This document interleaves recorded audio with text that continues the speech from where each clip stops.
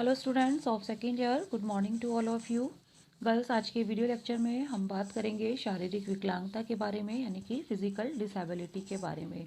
शारीरिक विकलांगता एक ऐसी समस्या है जो किसी भी दुर्घटना, बीमारी के कारण, चोट या संक्रमण के कारण उत्पन्न हो सकती है और उससे जो होने वाला जो प्रभाव है वो व्यक्ति के शरीर के किसी भी अंग को जो है वो अपंग बना सकता है, वो निष्क्रिय हो सकता है। तो शारीरिक विकलांगता क्या होती है बच्चों, ये देखते हैं। शारीरिक विकलांगता एक ऐसी समस्या है जिससे जीवन की एक या एक से अधिक महत्वपूर्ण गतियाँ प्रभावित होती हैं और शारीरिक विकलांगता के प्रकार, उसके कारण और जीवन पर उनके प्रभाव के तरीके असीमित होते हैं। शारीरिक विकलांगता को परिभाषित इस प्रकार भी किया जा सकता है कि वह किस तरह से व्यक्ति के जीवन को प्रभावित करती है। अगर हमें शारीरिक विकलांगता को परिभाषित करना है तो व्यक्ति के जीवन पर पड़ने वाले उसके प्रभावों का वर्णन करके ही या उनका अध्ययन करके हम शारीरिक विकलांगता को परिभाषित कर सकते हैं। शारीरिक विकलांगता जो है वो जन्मजात, एक्सीडेंट, दुर्घटना या किसी बीमारी के कारण हो सकती है, या फिर प्रेगनेंसी या व्यक्ति के बचपन के समय हुई बीमारियों के कारण भी यह हो सकती है। किसी भी दुर्घटना है या चोट लग जाने के कारण या कोई तीव्र संक्रमण या अन्य बीमारियों की वजह से जो है शरीर का कोई भी अंग निष्क्रिय हो सकता है और वो शारीरिक विकलांगता कहलाती है। तथा जो शारीरिक विकलांगता है गर्ल्स, यह अनुवांशिक भी मानी जाती है कि कभी कभी जो है माता पिता से जो जीन्स हस्तांतरित होते हैं गर्भाधारण के समय, उसके द्वारा भी जो है शारीरिक विकलांगता बच्चों में उत्पन्न हो सकती है, अनुवांशिकी हो सकती है। शारीरिक विकलांगता का परीक्षण जो है वो डॉक्टर द्वारा किया जाता है और इसका इलाज जो है इसके प्रकार, उसके प्रभाव करने की तीव्रता पर ही निर्भर करता है। इसमें जो है फिजिकल थेरेपी का उपयोग भी किया जाता है कि अगर जो है शरीर का कोई भी अंग सही तरह से कार्य नहीं कर रहा है, वो अपंग है, तो उसकी जो है फिजिकल थेरेपी के द्वारा भी उसका इलाज किया जा सकता है। तो इसमें देखा हमने बच्चों की शारीरिक विकलांगता क्या होती है कि जब शरीर का कोई भी अंग निष्क्रिय हो जाता है, विकलांग हो जाता है, वो सही तरह से कार्य नहीं करता है, तो वो शारीरिक विकलांगता कहलाती है। और शारीरिक विकलांगता जो होती है वो जन्मजात हो सकती है या किसी दुर्घटना के कारण, या कोई भी ऐसा संक्रमण है, चोट है, या फिर कभी कभी अनुवांशिक भी माना जाता है। ठीक है, आगे पढ़ते हैं। आगे देखते हैं कि टाइप्स ऑफ फिजिकल डिसेबिलिटी की जो शारीरिक विकलांगता है उसके कितने प्रकार होते हैं। देखिए, शारीरिक विकलांगता को दो भागों में विभाजित किया गया है। पहला जन्मजात विकलांगता और दूसरा अर्जित विकलांगता। जन्मजात विकलांगता का अर्थ, जैसे कि अभी मैंने आपको बताया कि अनुवांशिकी है ना, कि जो बच्चा जब माँ के गर्भ में होता है वहीं पर उसको जो है जैसे जन्मजात विकलांगता का अर्थ है कि व्यक्ति को विकलांगता जन्म से पहले गर्भावस्था में या जन्म के समय हुई। ठीक है, तो वो क्या कहलाती है, जन्मजात विकलांगता वो कहलाती है। नेक्स्ट आता है अर्जित विकलांगता। अर्जित विकलांगता का अर्थ है कि व्यक्ति की विकलांगता उसके जीवन के दौरान किसी बाहरी कारण की वजह से हुई, जैसे चोट लगना या कोई बीमारी। यानी कि इसमें हम भौतिक कारण मानते हैं इसके कि कोई भी वातावरण में या फिर कोई भी परिस्थिति ऐसी रही, दुर्घटना के कारण, बीमारी के कारण, चोट आदि अन्य लगने से भी जो है वो विकलांगता कहलाती है, वो अर्जित विकलांगता कहलाती है। तो क्लियर हुआ आपको। जन्मजात विकलांगता, जब बच्चा माँ के गर्भ में होता है, जन्म से पहले ही अनुवांशिकी के रूप में, उसको अनुवांशिकी कहो या फिर जो माता के द्वारा जो है जो दिनचर्या जो है, जो रूटीन है गर्भावस्था के दौरान, जैसे कि अच्छी डाइट लेना, मानसिक तनाव में ना रहना, संवेगात्मक तनाव ना लेना, या फिर कोई भी अगर गर्भावस्था के दौरान माँ को कोई चोट लग गई है, ठीक है, तो उसकी वजह से जो विकलांगता बच्चे में आ जाती है वो जन्मजात विकलांगता कहलाती है। एक ही तरह की विकलांगता होने के बावजूद भी हर व्यक्ति को अलग तरह से प्रभावित वो कर सकती है। यानी कि अगर दो व्यक्ति में या दो बालक में एक तरह की विकलांगता है, लेकिन उसका जो प्रभाव होता है वो अलग अलग तरह से होता है और उसका इलाज भी अलग अलग तरह से उसके प्रभाव के आधार पर किया जाता है। कुछ विकलांगताएं ऐसी भी होती हैं जो बाहर नहीं दिखाई देती, जिन्हें अदृश्य विकलांगता भी कहा जाता है। विकलांगता के कई प्रकार होते हैं जो व्यक्ति को निम्न तरीके से प्रभावित करते हैं, जैसे कि गतिविधि करने की क्षमता, मानसिक स्वास्थ्य, उसकी सोचने की क्षमता और उसके सीखने की क्षमता। देखिए जो विकलांगता आती है, शारीरिक विकलांगता की जो कि हम बात कर रहे हैं बच्चों, तो शारीरिक विकलांगता जो है वो निम्न तरीके से प्रभावित करती है। क्या वो जो व्यक्ति या बालक है वो जो कार्य करता है अपना, उसके जो गतिविधि करने की क्षमता है उसमें अंतर देखा जा सकता है, वो उसको प्रभावित करती है। जैसे कि स्पष्ट रूप से अंतर हम कर सकते हैं कि एक स्वस्थ व्यक्ति की गतिविधि में और एक जो है अस्वस्थ व्यक्ति या शारीरिक विकलांग व्यक्ति की गतिविधि में पर्याप्त रूप से अंतर देखने को मिलता है। मानसिक स्वास्थ्य, देखिए शारीरिक अगर शारीरिक विकलांगता किसी भी व्यक्ति में है तो उसका जो है मानसिक स्वास्थ्य से प्रभावित होता है। ठीक है, वो जो है मानसिक एक तरह से उसके अंदर मानसिक तनाव भी हो सकता है, संवेगात्मक तनाव वो पैदा उसमें कर सकती है, तो उसका मानसिक स्वास्थ्य भी अगर हम देखें तो एक स्वस्थ व्यक्ति का मानसिक स्वास्थ्य और एक शारीरिक अपंग बालक का, विकलांग बालक का या व्यक्ति का स्वास्थ्य होगा वो अंतर होगा। सोचने की क्षमता भी कई तरह से इसे प्रभावित करती है कि शारीरिक जो विकलांग बालक या व्यक्ति होते हैं उनकी सोचने की क्षमता में भी एक नॉर्मल पर्सन की, सामान्य व्यक्ति की अपेक्षा अंतर पाया जाता है। सीखने की क्षमता में भी पर्याप्त अंतर या प्रभावित वो करती है। संवाद करने की क्षमता, क्योंकि कहीं ना कहीं जब मानसिक तनाव होगा, संवेगात्मक तनाव होगा, एक हीन भावना होगी, तो संवाद करने की क्षमता में भी पर्याप्त रूप से जो है वो उसको प्रभावित करती है।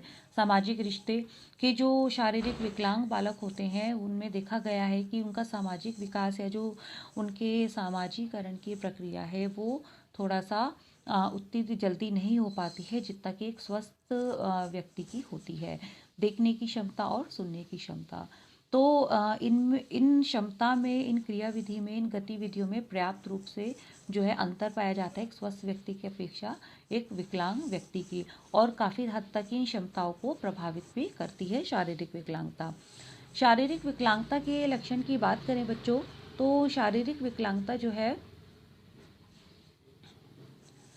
शारीरिक विकलांगता फिजिकल डिसेबिलिटी सिम्टम्स देखते हैं कि क्या होते हैं कि शारीरिक विकलांगता का मुख्य लक्षण क्या होता है कि शरीर के चलने फिरने या गतिविधि करने की क्षमता में कमी होती है। कि एक स्वस्थ व्यक्ति की अपेक्षा जो शारीरिक विकलांग बालक होता है उसके काम करने की गतिविधि में, उसके चलने फिरने की गतिविधि में क्षमता में कमी पाई जाती है।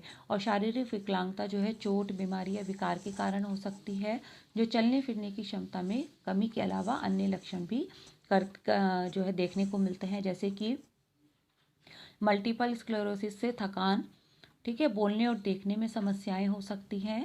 साथ ही सेरेब्रल पाल्सी से ग्रसित व्यक्ति को बोलने में, खाने के लिए जो है अपने मुंह को नियंत्रित करने में समस्याएं आती हैं। तो इस तरह के लक्षण जो है व्यक्ति में देखने को मिलते हैं। शारीरिक विकलांगता के कारण इसके कारण की तीव्रता पर निर्भर करते हैं। बच्चों देखिए शारीरिक विकलांगता के जो लक्षण होते हैं, जो सिम्टम्स होते हैं, वो इस पर डिपेंड करते हैं, इस पर निर्भर करते हैं जो विकलांगता है उसको जो कारण है उसके, ठीक है, शारीरिक अपंगता के, वो कितनी तीव्रता है उनमें।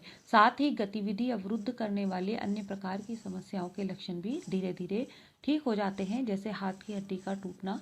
तो अब जो ऐसी चीज़ें जैसे कि कभी कभी चोट लगने के कारण या गिर जाने के कारण फ्रैक्चर हो जाता है जिसमें हड्डी टूट जाती है, तो ऐसी जो समस्याएं होती हैं वो कुछ दिनों के बाद, कुछ महीनों के बाद जो है रिकवरी कर लेती हैं, जल्दी सही हो जाती हैं। लेकिन अब इसके कारण, फ्रैक्चर के कारण आने वाली जो व्यक्ति के अगर हाथ या पैर में या किसी भी अंग में कोई भी फ्रैक्चर होता है या हाथ में, तो वो जो है उसकी रिकवरी होने में कितना टाइम लगेगा, उसे सही होने में कितना टाइम लगेगा, ये डिपेंड करता है उसकी जो है उसके जो तीव्रता है उसकी चोट लगने की। चलने फिरने या गतिविधि करने की क्षमता में कमी एक गंभीर और जीवन को बदलने वाली समस्या हो सकती है। अगर आप शारीरिक विकलांगता के कोई भी लक्षण अनुभव कर रहे हैं तो अपने डॉक्टर से इसके बारे में बात करें। कुछ समस्याओं के निदान सामान्य शारीरिक परीक्षण से हो जाते हैं, या फिर चलने फिरने या गतिविधि करने की क्षमता में कमी के कारण पर आधारित इसका जल्दी इलाज करने से लक्षणों को ठीक भी किया जा सकता है और इसे बढ़ने से भी रोका जा सकता है। शारीरिक विकलांगता के निदान की बात करें बच्चों, तो शारीरिक विकलांगता के परीक्षण के लिए डॉक्टर जैसे निम्नलिखित चीज चेक करते हैं क्या, कि इलाज, दवाएं और प्रयोग की जा रही यंत्र और सुविधाओं की जानकारी, उनके प्रभाव क्या हैं, समय के साथ विकलांगता के अपेक्षित रुकना और बढ़ना, व्यक्ति की शारीरिक, व्यावहारिक और ज्ञान संबंधी कार्य करने की क्षमता, विकलांगता से व्यक्ति के जीवन की मुख्य गतिविधि में हो रही रुकावट और चलने, सांस लेने, देखने, सुनने, काम करने और अपना ख्याल रखने और सीखने में उनको जो है क्या समस्याएं आ रही हैं, लक्षणों के प्रकार और तीव्रता व शारीरिक विकलांगता का कार्य संबंधी जो है प्रभाव क्या है। शारीरिक विकलांगता के उपचार की बात करें, फिजिकल डिसेबिलिटी ट्रीटमेंट, तो इसमें जो है थेरेपी का उपयोग किया जाता है, फिजिकल थेरेपी का। तो कौन कौन सी थेरेपी यूज़ की जाती है वो हम पढ़ते हैं। सबसे पहले व्यवहारिक थेरेपी, बिहेवियरल थेरेपी। यह एक प्रकार की मनोचिकित्सा होती है जो व्यक्ति के व्यवहार की समस्याओं को कम करती है। यानी कि यहाँ पर जो है व्यक्ति को जो है मानसिक तनाव, जो उसको अपनी शारीरिक विकलांगता के कारण जो संवेगात्मक तनाव है, वो काफ़ी हद तक जो है व्यवहारिक थेरेपी द्वारा जो है उसको सही किया जाता है, मनोचिकित्सा द्वारा। यह व्यवहारिक थेरेपी मनोविज्ञान तरीकों का प्रयोग करके व्यक्ति की शारीरिक, मानसिक और संवाद करने के कौशल को सुधारती है। ठीक है, तो व्यवहारिक थेरेपी के अंतर्गत जो है शारीरिक और मानसिक संवाद करने के कौशल को उसमें सुधारा जाता है, ताकि उसमें जो है व्यक्ति के अंदर जो है वो इन्फीरियरिटी कॉम्प्लेक्स जो है ना रहे काफ़ी हद तक। तो बिहेवियरल थेरेपी ये होती है कि उसकी एक तरह से मनोचिकित्सा के द्वारा उसको जो है काफ़ी हद तक उसकी विकलांगता को दूर करने का प्रयास किया जाता है। संज्ञानात्मक थेरेपी, कॉग्निटिव थेरेपी। संज्ञानात्मक थेरेपी व्यवहारिक थेरेपी के विपरीत होती है। यह व्यक्ति के व्यवहार को प्रभावित करने वाली सोच और भावनाओं पर केंद्रित रहती है, और व्यवहारिक थेरेपी उस जो सोच व भावना को खत्म करने पर केंद्रित रहती है।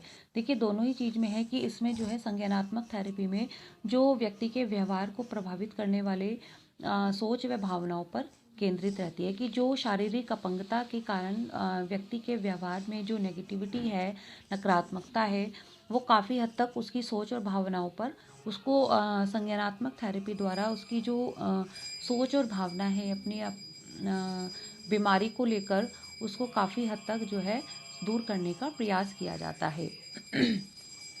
शारीरिक थेरेपी में जो है शरीर की गतिविधि करने की क्षमता, संतुलन, तालमेल और ताकत व सहनशीलता को सुधारने पर केंद्रित रहती है। यानी कि जिस भी शरीर के जिस भी अंग में अपंगता आई है, उसे काफ़ी हद तक जो है उसमें जो है उससे धीरे धीरे काम करना, उस अंग से उसको हिलाना डुलाना, साथ ही उसमें जो है ताकत और सहनशीलता को सुधारने की, उसमें जो है मांसपेशियों में जो है वो एक तरह से क्रियाशीलता लाने पर ये केंद्रित रहती है। नेक्स्ट बात करते हैं ऑक्यूपेशनल थेरेपी। ऑक्यूपेशनल थेरेपी एक ऐसा उपचार है जो लोगों के जीवन के सारे भागों में मदद करता है। अगर आपके बच्चे को शारीरिक विकलांगता, विकास की समस्याएं, तालमेल की समस्याएं या सोचने की समस्या है, तो ऑक्यूपेशनल थेरेपी इसकी मदद करती है। यानी कि ये टोटल जो है हर तरह की थेरेपी, ऑक्यूपेशनल थेरेपी, यानी कि ये एक तरह से शारीरिक विकलांगता की समस्या के साथ साथ जो बच्चे को कुछ मानसिक तनाव है, जो या मानसिक एक तरह से कहा जाए कि शारीरिक तनाव के, शारीरिक अपंगता के कारण, विकलांगता के कारण जो उसके जीवन में संवेगात्मक तनाव जो वो करता है, सहन महसूस करता है, उसको भी काफ़ी हद तक जो है ऑक्यूपेशनल थेरेपी द्वारा दूर करने का प्रयास किया जाता है। स्पीच थेरेपी में बोली भाषा और मुंह से बोलने के तरीके को वो सुधारा जाता है। जो बच्चे ठीक से नहीं बोल पाते, उनकी बोली को साफ बनाने, भाषा को सीखने और सुनने को कौशल को सुधारने के लिए स्पीच थेरेपी का उपयोग किया जाता है। ओके गर्ल्स, आज की वीडियो लेक्चर में हमने बात की थी फिजिकल डिसेबिलिटी के बारे में, शारीरिक अपंगता के बारे में। आई होप आपको क्लियर हुआ होगा। इस टॉपिक से रिलेटेड कोई भी क्वेरी है तो हम जूम क्लास में इसको डिस्कस करेंगे गर्ल्स। मिलते हैं नेक्स्ट वीडियो में नेक्स्ट